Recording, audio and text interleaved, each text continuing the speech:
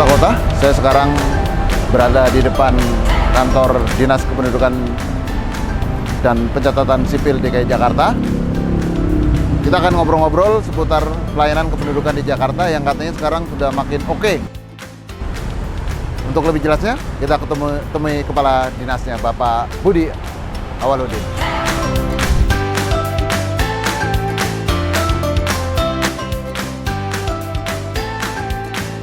Agar terciptakan pelayanan kependudukan yang mudah dan membahagiakan bagi masyarakat, Dinas Kependudukan dan Pencatatan Sipil Disdukcapil DKI Jakarta berkolaborasi dengan stakeholder. Layanan yang diberikan Disdukcapil DKI Jakarta untuk 11,2 juta penduduknya kini semakin membaik. Mulai dari pelayanan pembuatan kartu identitas anak, akta kelahiran, akta kematian, pindah datang, pencetakan kartu keluarga, kartu tanda penduduk elektronik yang hanya membutuhkan waktu 15 menit saja. Bahkan di tahun 2023 ini, Disdukcapil DKI Jakarta segera menghadirkan layanan Metaverse yang pertama di dunia. Lalu layanan apa saja yang dihadirkan Disdukcapil DKI Jakarta guna memudahkan kebutuhan masyarakat? Manajer online Warta Kota Dr. Suprapto berkesempatan mewawancarai Kepala Dinas Kependudukan dan Pencatatan Sipil Provinsi DKI Jakarta, Budi Awaludin.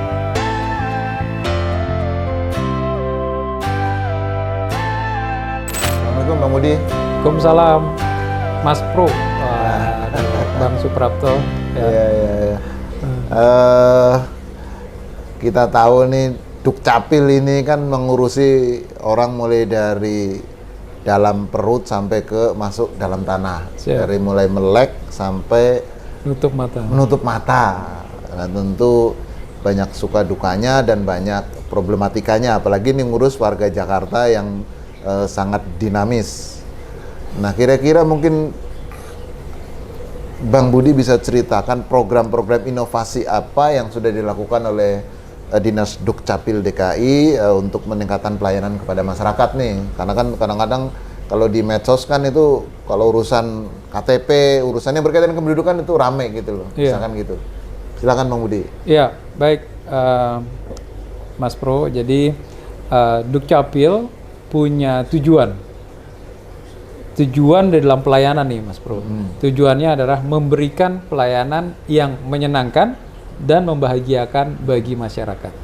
Nah, ya kita saat ini penduduk DKI Jakarta 11,259 juta ya, dengan berbagai macam karakter ya, dan juga seperti tadi Mas Pro sampaikan, kami hadir di masyarakat mulai mereka membuka mata hingga menutup mata, dan Dukcapil hadir. Oleh karenanya, mengingat tujuan kami memberikan pelayanan yang menyenangkan dan membahagiakan masyarakat, kita selalu melakukan inovasi. Nah, di awal Maret kemarin di tahun 2022 kita melakukan inovasi layanan 15 menit. Ya, dan belum ada yang berani, kita memberanikan diri dan kita proklamirkan dan kita sosialisasikan dengan seluruh media, ya, bahwa Dukcapil sudah punya layanan cukup 15 menit. Dan inovasi ini adalah inovasi yang nggak perlu pakai biaya, ya. Dan yang kita rubah adalah mindset teman-teman dan juga pola kerja mereka. Yang biasanya mereka numpuk baru dilayani, sekarang nggak. Masyarakat datang langsung layani, selesai. Dari inovasi ini, Mas Bro, kita banyak apresiasi dan bahkan kita banyak penghargaan terkait layanan 15 menit ini. Apa aja tuh kalau boleh tahu penghargaan yang sudah dapat tahun 2022 nih? Tahun 2022 kita mendapatkan penghargaan. Nah, penghargaan yang lainnya? Penghargaan lainnya kita juga mendapatkan Jakarta Youth Awards ya, dari komunitas masyarakat ya, pas bertepatan pada tanggal 10 November kemarin. Nah, kita mendapatkan penghargaan itu ya. Nah, mereka melihat bahwa Dukcapil melakukan inovasi, berbagai macam inovasi, dan salah satunya 15 menit dan memberikan pelayanan yang baik untuk masyarakat. Seperti itu. Nah, saya dengar ada juga terobosan layanan yang berkaitan dengan pengurusan identitas lah, terutama untuk warga Jakarta yang sudah menikah, yang kemudian berubah status dari sebelumnya lajang atau belum menikah menjadi kawin, sehingga mencoba membuat terobosan layanan kolaborasi dengan tempat ibadah, rumah-rumah ibadah. Iya, kita banyak melakukan layanan terintegrasi. Ya, jadi masyarakat dengan layanan terintegrasi itu tidak perlu lagi datang ke Dukcapil, cukup one stop service ya di tempat itu. Misalkan layanan terintegrasi kita dengan rumah ibadah, ya, baik itu gereja, wihara dan pura, kita sudah melakukan. Dan tahun ini rencana di awal Januari atau Februari kita sedang merancang sudah hampir bisa 30 sampai 50 gereja yang sudah siap untuk melakukan kerjasama dengan kita. Nah, kerjasama seperti apa? Nah, jadi masyarakat yang melakukan pemberkatan di rumah ibadah, biasanya sebelum ada layanan terintegrasi ini mereka lalu datang ke Dukcapil berdua. Nih, Mas Lapor Bro, ya? mereka lapor, ya kan? Ya dilihat kan ada saksi kan gitu loh, lalu mereka tanda tangan, aduh ribet lah. Sekarang nggak perlu lagi, ya mereka sudah ada di sana, ada aplikasi dan mereka mengisi itu, dan itu sudah nanti mereka saat pemberkatan mereka juga bisa mendapatkan nanti ya akte pernikahannya, KTP-nya yang sudah berubah, dan kartu keluarganya. Dan ini alhamdulillah sangat membantu masyarakat sekali.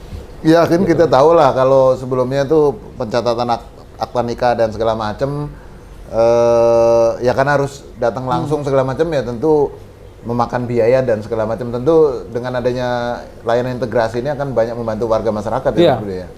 Sangat membantu masyarakat. Mereka tidak perlu lagi datang ke Dukcapil, cukup nanti di gereja mereka sudah mendapatkan itu. Jadi pihak gereja yang akan menginput data status itu dengan sendirinya akan berubah? Iya, mereka akan menginput, memasukkan data. Oke. Ya kan, dengan aplikasi kita, lalu kita yang meregister, approval, dan kita yang nanti berikan. Karena kan saat ini kayak kartu keluarga cuma cukup PDF kertas biasa, HPS. Kecuali KK dan KIA yang memang pakai belangko sendiri. Nah, kita langsung kirim ke mereka. Oh, kalau nanti untuk misalnya akta nikah segala macam itu akta pernikahan cuma HPS saja. Kita langsung bisa berikan langsung ke gereja. Nah, gitu loh nanti. Berikan datanya atau di print? Memberikan printnya itu. Print itu ya. Iya. Jadi nanti jemaat PDF, melalui PDF. Iya. Ya. Jemaat tinggal ngambilnya di Tinggal gereja. ngambil di gereja. Seperti itu. Nah, itu kan di yang non-muslim yang harus mencatatkan pernikahannya di catatan sipil ya. Bagaimana misalkan untuk warga yang muslim yang misalnya pernikahannya dicatat di KUA, tapi kan KTP-nya kan tetap ada di Dukcapil. Iya, kami juga sudah melakukan menjajaki kerjasama dengan kantor Kementerian Agama ya untuk KUA. Kemarin kita sudah mulai berjalan di beberapa kecamatan di Jakarta Selatan kemarin diawali. Nah, ini kemarin kita akan intenskan lagi dan kita akan melakukan sosialisasi dan pembinaan kepada petugas KUA dan stafnya di sana untuk bagaimana cara penginputannya. Mudah-mudahan di tahun 2023 ini kerjasama ini di KUA bisa berjalan baik ya, dan juga bisa sama seperti rumah-rumah peribadatan lainnya yang mendapatkan masyarakat dapatkan kemudahan di dalam melakukan pelayanan pernikahan. Ini kalau tadi kan sekitar bulan Maret ya nanti akan dieksekusi ya untuk rumah ibadah yang... Rumah ibadah kita udah lama nih. Sudah lama ya? Nah, kalau yang nanti di tahun 2023 ini kan hampir setiap hari ya rumah ibadah itu bersurat ke kita. Kan tidak semua rumah ibadah kan banyak nih. Nah, yang baru kita kerjasama kan ada kalau tidak salah sejumlah 73. Oh, 73. Nah, baru 73 rumah ibadah. Nah, ini rencana ada sekitar 30 sampai 50 rumah ibadah di awal tahun ini yang nanti akan kita kerjasamakan juga. Oke, oh ini artinya bertahap ya? Iya, bertahap. Kan mulai menyebar, mereka sudah dapat info dan kita juga sosialisasikan, kita kumpulkan pemuka agama, ya kita sosialisasikan bahwa kita punya aplikasi yang untuk layanan terintegrasi. Mulai mereka kan tertarik dan mereka mengajukan surat ke kita, dan ini udah kita proses dan sudah siap untuk melakukan kerjasama. Sekitar yang sudah siap banget udah 30-an. Udah siap, tinggal kita melakukan sign. Kalau yang untuk dengan KUA itu kemungkinan bisa dijalankan? Iya, kemungkinan dijalankan karena kita juga sudah melakukan kerjasama di tahun 2022 dengan KUA untuk pelayanan terintegrasi ini. Nah, tinggal kemarin kami juga sudah berkoordinasi lagi dengan KUA ya melalui kantor pengadilan kantor urusan agama, ya. Nah itu mereka akan memfollow up lagi lebih lanjutnya. Nah, termasuk juga Mas Bro untuk pengangkatan anak. Nah, pengangkatan anak, perceraian di pengadilan agama, semuanya sudah kita lakukan layanan terintegrasi. Jadi mereka yang mengangkat anak, ya juga nggak perlu lagi ke Dukcapil. Nanti mereka langsung mendapatkan akte kelahiran anak tersebut, lalu juga KIA anak dan juga kartu keluarga yang sudah masuk dalam anaknya. Begitu juga untuk perceraian. Ya mereka yang melakukan perceraian, mereka nggak perlu lagi datang ke Dukcapil karena kita sudah punya layanan terintegrasi. Ya mereka nanti setelah mereka cerai, mereka dapat akte perceraian dari kami. Ya lalu juga mereka mendapatkan kartu keluarga yang sudah pisah, yang sama istrinya atau suaminya, dan juga KTP-nya yang sudah berstatus kawin cerai. Itu di tempat ibadah? Enggak, itu di pengadilan. Oh, di pengadilan. Agama. Berarti integrasinya ke pengadilan? Iya, ya? pengadilan agama. Kita selalu melakukan layanan terintegrasi, yaitu tadi mereka-mereka yang menjadi wali data di dalam pelakukan dokumen, kita melakukan kerjasama. Termasuk fasilitas kesehatan, rumah sakit. Kita sudah bekerja sama 173 Vaskes, rumah sakit besar, bidan, ya vaskes klinik-klinik melahirkan. Kita sudah melakukan kerjasama. Jadi di saat masyarakat itu melahirkan, mereka ada kado dari kita. Nah, kadonya apa? Mereka mendapatkan akte kelahiran anaknya, mereka mendapatkan KIA, mereka mendapatkan kartu keluarga yang sudah ada nama anaknya. Bang Budi, kalau untuk layanan kependudukan sebenarnya ada berapa jenis sih? Dan selama ini apakah masih ada yang membayar atau membayar retribusi lah istilahnya, atau memang udah free semua? Seluruh layanan kita ada hampir 75 layanan. 75 jenis layanan. 75 jenis layanan kependudukan dan semuanya free. Tidak dipungut biaya apapun. Kalau diketemukan pungli, maka dan melapor lalu terbukti, para petugasnya akan kena hukuman. Kalau para operator PJLP itu udah pasti kita pecat. Itu udah pasti. Kalau misalkan PNS dia terbukti, itu akan terkena hukuman berat. Jadi, yuk bantu kami, ya, bantu kami tidak memberikan tip atau tidak memberikan pungli. Dan kalau ada pungli, segera lapor ke kami. Nah, itu kan di level pegawai sampai tingkat kelurahan. Nah, kadang-kadang kan untuk mengurus sesuatu itu ada yang suka minta pengantar ke RT RW tuh. Ya. Bang Budi, apakah memang masih perlu diberlakukan pengantar itu? Untuk seluruh layanan saat ini tidak perlu lagi pengantar dari RT dan RW, ya. Jadi sesuai peraturan Kemendagri tidak perlu lagi. Jadi tidak perlu. Nah, terkadang ini ada beberapa mereka malas datang ke loket, ya. Nah, mereka meminta orang untuk mengurus. Nah, itu terkadang mereka dikenakan biaya. Itulah makanya kita ada program lagi nih, Mas Bro. Program kita kerja di RW, di kampung-kampung. Jadi kita ngepost di kampung, ya, di RW-RW itu dengan nama programnya adalah KAMSA, Kampung Sadar Adminduk. Nah, ini kita rutin, ya, seluruh Kasudin, ya, itu di setiap sudin, setiap wilayah, seminggu itu minimal sekali mereka ngepost 1 hari ataupun 2 hari di RW untuk melakukan masyarakat jemput bola layanan kepada masyarakat. Dan itu antusiasnya luar biasa. Masyarakat banyak berdatangan, ibu-ibu dulu mungkin mereka masih belum pakai jilbab, mereka berjilbab. Sekarang udah jilbab, mereka mau ganti kan. Terkadang foto mereka kan masih muda atau masih udah lama lah, mereka mau perbarui.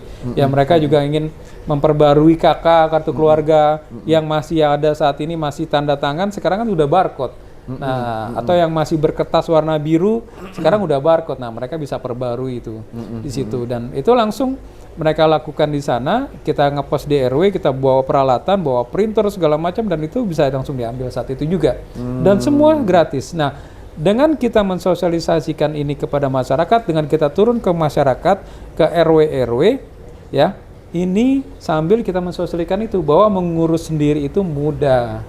Jadi tinggal datang, apalagi pelayanan kita yang sudah cepat. Gitu. Dan kalau yang nggak sempat ke kantor kelurahan, bisa mendatangi ke kantor layanan pada malam hari, terutama pada hari Rabu ya, Pak Bu? Ya, kita ada program lagi tuh baru, yang baru kemarin kita laksanakan.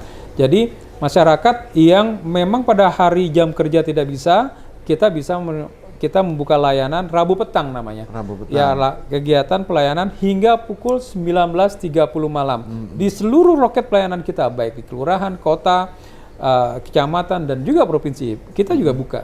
Ya, jadi sampai 19.30 bagi masyarakat yang tidak atau belum sempat melakukan pelayanan hingga siang hari karena kerja, kita buka setiap minggu kedua dan minggu keempat. Nah, minggu ini kita buka layanan Rabu petang. Nah, ini yang mungkin menarik juga nih buat pemirsa atau pembaca Warta Kota, adanya konsep KTP elektronik, KTP digital. Mungkin bisa disampaikan itu bagaimana nih KTP digital? Saya masih awam juga nih, Bang Budi nih. Iya, ke depan Mas Pro, kita nggak perlu lagi KTP yang saat ini, ya KTP yang belangko itu, ya yang ada di dompet-dompet kita itu. Nah, kita ke depan kita nggak perlu. Jadi KTP ada di HP. Nah, gitu loh. Ya, itu namanya KTP digital. Nah, ID digital. Dan ini sudah mulai disosialisasikan. Saat ini yang yang di Pemprov DKI Jakarta sudah hampir 10.000 ya yang menggunakan KTP digital, yang masyarakat sudah mendownload ini. Sudah hampir 10.000 karena di bulan November 9.000 dan sepertinya sekarang sudah hampir 10.000 nih. Nah, jadi KTP itu ada di HP. Nah, dengan mendownload aplikasinya dan nanti dipandu oleh petugas kita, nah itu ada di HP, Mas Bro. Aplikasinya apa tuh, Bang Budi? Aplikasinya kalau nggak salah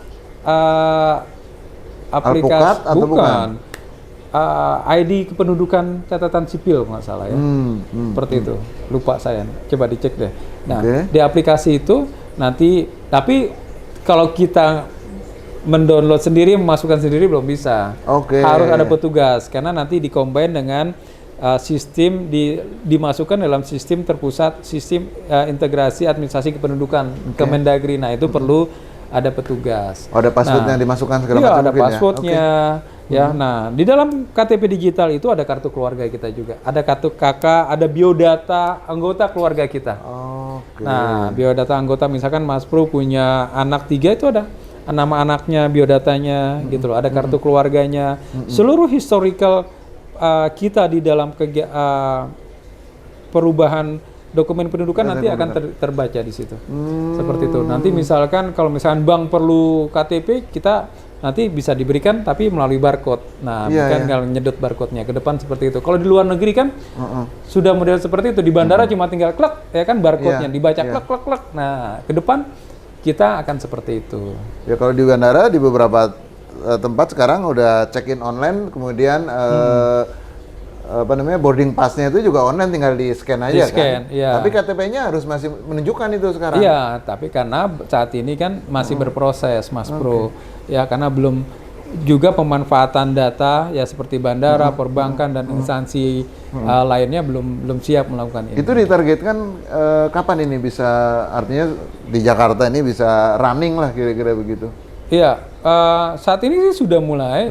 Saat ini banyak juga masyarakat kemarin yang di saat belangko KTP sedang habis, kita instalkan itu KTP digital, dan itu tadi sudah 10.000 pengguna. Cuma memang pemanfaatannya yang belum saat ini. Seperti itu. Karena juga baru tahun ini Kemendagri melaunching itu di kalau nggak salah di bulan Februari lah. Dengan sistem administrasi kependudukan yang terpusat dan salah satunya untuk melaksanakan kegiatan KTP digital ini. Jadi kalau pemirsa Warta Kota yang ingin punya KTP digital yang masuk dalam HP, sekarang cukup datangi kantor layanan Dukcapil ya, baik di kelurahan, kecamatan maupun pemerintah kota ya. Pemerintah kota dan provinsi semua bisa. Ya? Misalnya saya mau dicetakan, kayak saya mau diinstal KTP digital, kita bisa. Tapi HP-nya harus Android. Kalau iPhone belum, iOS belum. Belum. Oke.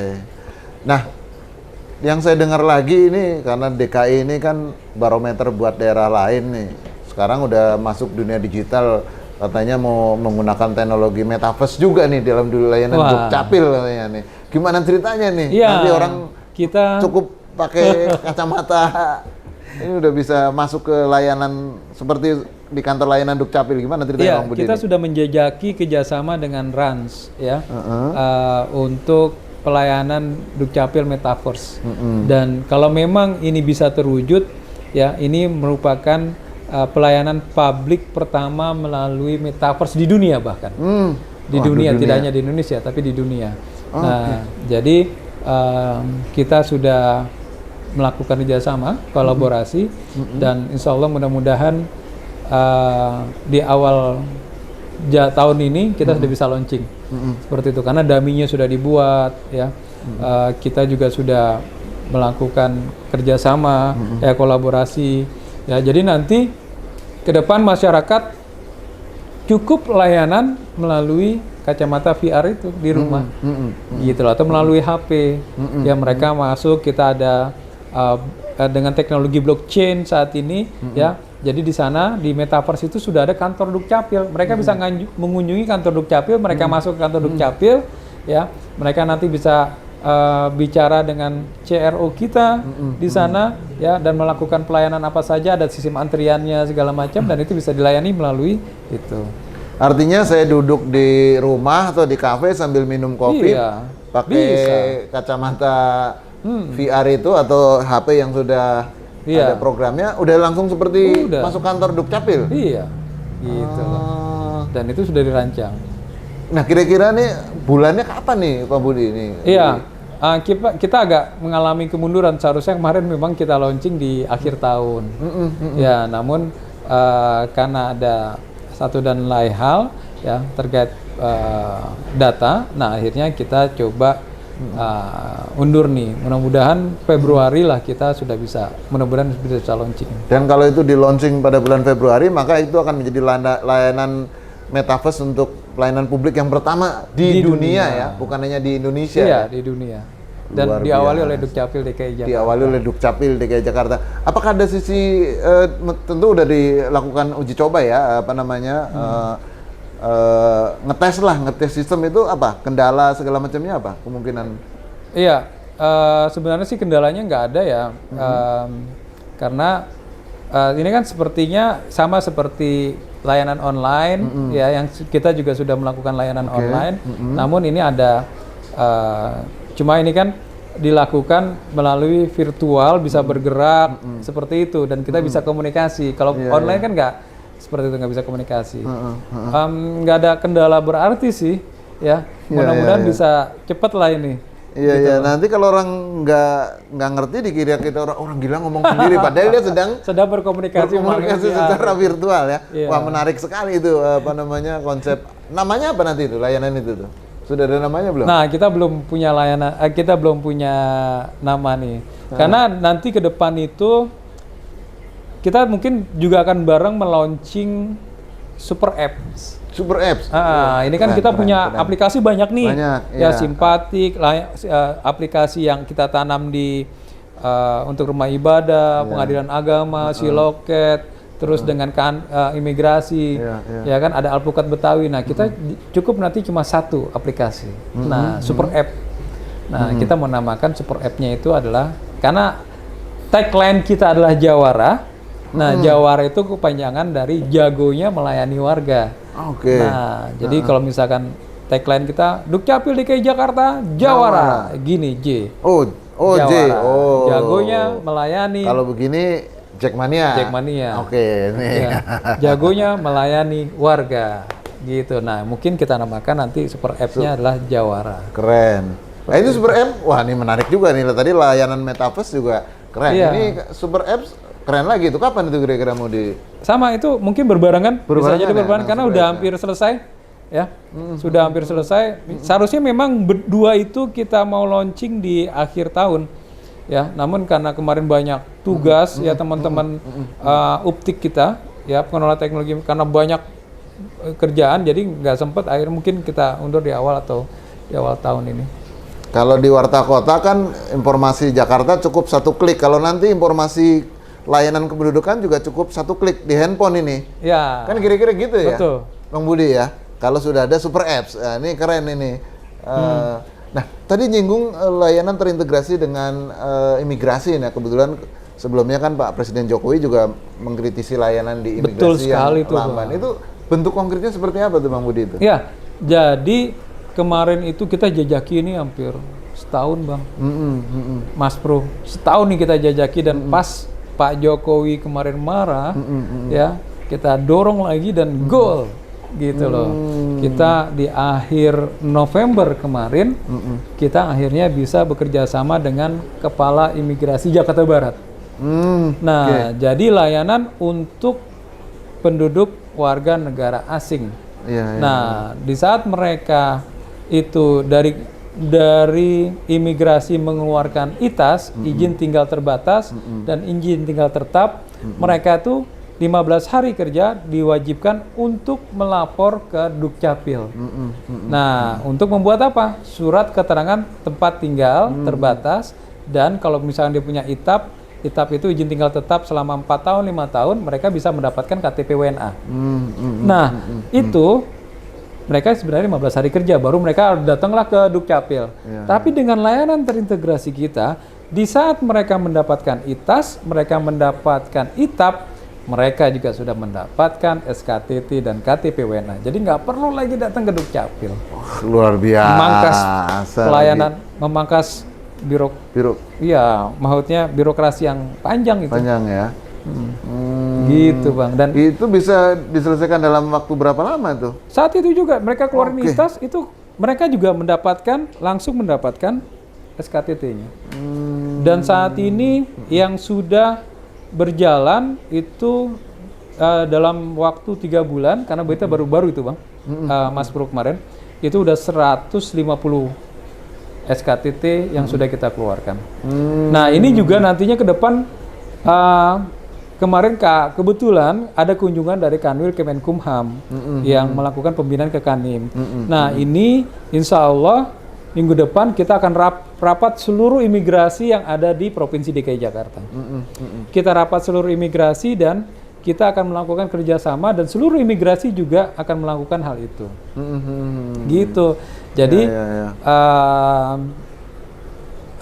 seluruh imigrasi nanti di Pemprov DKI Jakarta ini akan menjadi percontohan untuk imigrasi se-Indonesia bahwa kita sudah melakukan itu. Nah, insya Allah kemarin bulan-bulan Februari kita sudah melakukan kerjasama dengan imigrasi dalam rangka layanan terintegrasi. Jadi tidak Jakarta Barat, tidak hanya Jakarta Barat, tetapi juga seluruh imigrasi. Sehingga apa? Outputnya nanti akhirnya adalah sama jumlah warga negara asing yang terdata di imigrasi dan juga di Dinas Dukcapil. Oke, keren ini. Nah, Bang Budi, ini kan kita tahu bahwa 2024 akan ada pemilu. Kalau ada istilah Jawa adalah kunci, tapi kalau berkaitan dengan pemilu, data kependudukan adalah kunci. Ya, karena itu akan berpengaruh kepada pemilih dan juga akan berpengaruh kepada jumlah anggota DPR, DPRD, dan DPRD 1 maupun DPRD 2. Nah, kalau boleh tahu, sekarang jumlah penduduk di DKI Jakarta itu kira-kira berapa? Karena kalau 5 tahun lalu itu kan sekitar 10 juta ya. 10,8 ya, kira-kira begitu. Nah, mungkin bisa jelaskan itu, dan apakah itu sudah diserahkan ke KPU ya sebagai DP4 ya? Iya, kalau kita lihat pasti akan ada penambahan kursi ya, karena juga bertambahnya jumlah penduduk. Kalau 5 tahun yang lalu di tahun 2019 itu 10,8 juta. Tahun 2022 semester pertama ya, bulan Juni kemarin itu 11.259.950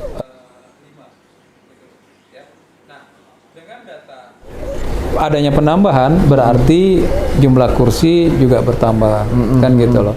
Nah, proses DP4 kemarin sudah diserahkan karena saat ini sistem informasi administrasi kependudukan sudah terpusat.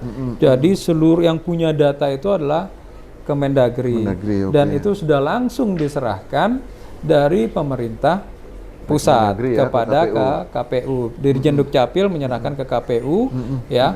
Nah, dari KPU langsung itu disebarkan ke provinsi dan kabupaten kota. Kalau kita lihat jumlah penduduk ya, atau 5 tahun lalu sekitar 10, sekian, naik lagi sekarang menjadi 11, sekian. Apakah secara real jumlah penduduk DKI memang yang tinggal di Jakarta memang sebanyak itu? Bisa jadi bertambah. Bertambah ya. Iya, karena ada masyarakat yang mereka kalau siang hari kan ya jumlah penduduk Jakarta banyak bertambah sekitar 2 juta karena ada masuk dari Depok, Tangerang, Bekasi sekitar Jakarta. Namun kalau di malam hari berkurang. Seperti itu. Nah, yaitu tadi. Jadi pada kondisi real yaitu tadi siang hari akan bertambah, kalau malam hari ya sesuai seperti itu. Atau bahkan ada juga masyarakat yang tinggal di DKI Jakarta dan menetap di DKI Jakarta belum memindahkan dokumen kependudukannya ke DKI Jakarta. Atau Mas Pro, ada masyarakat juga yang sebenarnya mereka sudah tinggal di luar Jakarta, tetapi tidak mau memindahkan dokumen pendudukannya. Seperti itu. Kalau dari sisi profiling, misalnya dari sisi pendidikan penduduk Jakarta itu dari data Dukcapil seperti apa? Ya. Bagian besar di level mana tuh? Kalau dari segi pendidikan, ya saya harus ngecek lagi nih. Oke. Ya, saya ngecek lagi berapa dari strata pendidikan komposisinya seperti apa. Saya nanti bisa kita sampaikan. Tapi yang jelas jumlah penduduk bertambah dan itu artinya kursi DPRD DKI bakal bertambah ya kira-kira gitu ya. Iya. Karena sesuai undang-undang kan kalau sekitar 10 jutaan masih di bawah 11 juta dia di undang-undangnya 85, tapi kemudian karena DKI punya undang-undang kekhususan sehingga ditambah 25%, maka sekarang jumlah anggota dewan kita kan 96. Kalau nanti di atas 11 juta maka jumlah kursinya menjadi 100 dan ditambah 25% karena Jakarta ada undang-undang tersendiri bisa menjadi 125 kursi ya. Artinya berpengaruh kepada jumlah kursi di DPRD ya. Iya. Mungkin terakhir ada sesuatu yang akan disampaikan buat pemirsa Warta Kota, Bang Budi? Ya, buat pemirsa Warta Kota, kami sampaikan bahwa saat ini pelayanan kependudukan di DKI Jakarta adalah pelayanan yang mudah, cepat, tuntas, dan gratis. Urus sendiri itu sangat mudah. Jadi, silakan datang ke loket-loket pelayanan kami yang ada di kelurahan, kecamatan, kota, dan juga di provinsi. Demikian. Baik, terima kasih Bang Budi bincang-bincang kita. Demikian pemirsa Warta Kota, program wawancara eksklusif pada hari ini dengan Bapak Kepala Dinas Pendudukan dan Pencatatan Sipil DKI Jakarta, Bapak Budi Awaludin.